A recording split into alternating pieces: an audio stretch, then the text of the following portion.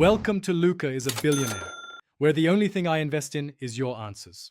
You'll begin by installing Github Desktop and signing in so the app can access your repositories. Once signed in, clone an existing repo or hit New Repository and pick a local folder. This creates the working copy on your machine. Make sure you set your Git name and email in options so commits are attributed correctly.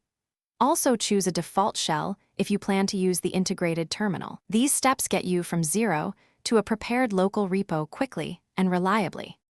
Now you'll make changes in your local folder using any editor. Once you save files, return to GitHub Desktop where changed files appear unstaged. Select specific files or hunks to stage them. Write a clear, short commit message and press commit to master or the current branch. When developing features, create a branch from the branch menu to isolate work.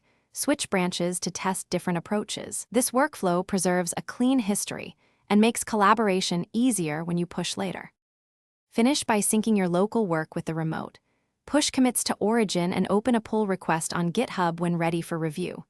Make a habit of pulling changes before you start new work to reduce merge conflicts. If a conflict appears, GitHub Desktop highlights conflicted files. Open them in your editor, resolve markers, then mark as resolved and commit. If push is rejected, pull first, merge locally, and then push. These final steps ensure your changes integrate cleanly with the team. Thanks for watching and please subscribe. It's the best investment you'll ever make.